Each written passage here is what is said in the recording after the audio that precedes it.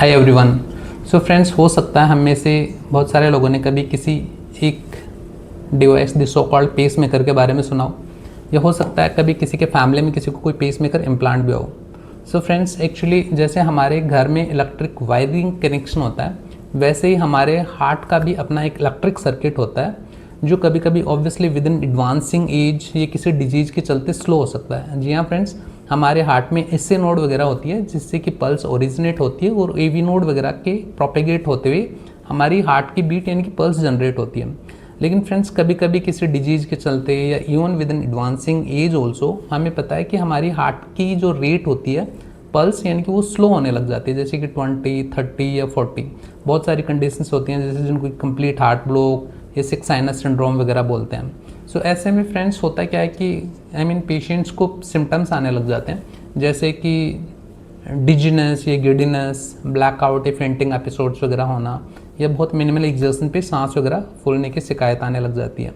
और इस तरह के पेशेंट्स को कन्वेंशनल ट्रीट करने के लिए एक्चुअली पेसमेकर नाम की इलेक्ट्रिक स्मॉल डिवाइस लगाई जाती है, इम्प्लांट करी जाती थी, और इसको स्किन के नीचे हम लोकल एनेस्थीसिया के अंडर इम्प्लांट करते हैं, और इससे कनेक्ट होती हुई 2 लीड्स हमारे हार्ट में जाती हैं, हमारे हार्ट के 2 चैम्बर्स, द राइट एट्रियम और राइट वेंट्रिकल में। बट एक्चुअली फ्रेंड्स होता क्या है कि कभी कभी जो हम लीड्स इससे कनेक्ट करके हार्ट में इम्प्लांट करते हैं वो इनिशियल फेज में डिस्क्लोज हो सकती हैं, या कभी कभी उनमें इन्फेक्शन आ सकता है, या जिस वेन के थ्रू हम इसको हार्ट में इम्प्लांट करते हैं वो वेन जैसे किडनी डिजीज़ के पेशेंट्स वगैरह उनमें ओक्लूडेट भी हो सकती है, तो ऑब्वियसली लगाना भी कभी कभी मुश्किल हो जाता है।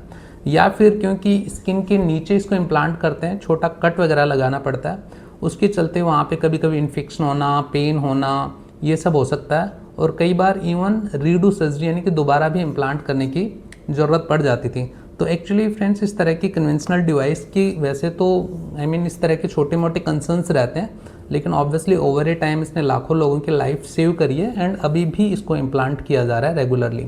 बट फ्रेंड्स, आपको जान के हैरानी होगी कि nowadays we have option available which is called leadless pacemaker. So actually leadless pacemaker में क्या होता है कि हमें इस तरह के लीड्स वगैरह के कोई इश्यूज़ कंसर्न ही नहीं होते, जैसा कि नेम अपने आप में सजेस्ट कर रहा है कि इसमें कोई लीड नहीं होती।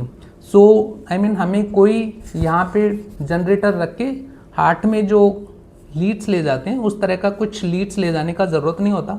सो फ्रेंड्स, लीडलेस पेसमेकर में एक्चुअली क्या होता है कि एक बहुत ही स्मॉल मिनिएचराइज डिवाइस होती है जिसको कि थाई यानी कि ग्रोइन में एक फेमरल वेन के थ्रू हम हार्ट में डायरेक्टली इम्प्लांट कर सकते हैं, और इस तरह से इम्प्लांट करने में हमें कोई कट या कोई ज़्यादा सूचरिंग वगैरह की ज़रूरत नहीं पड़ती, और इसमें फेमरल वेन में पंचर करके ही हम डायरेक्टली हार्ट के राइट वेंट्रिकल में डिवाइस को इम्प्लांट कर सकते हैं।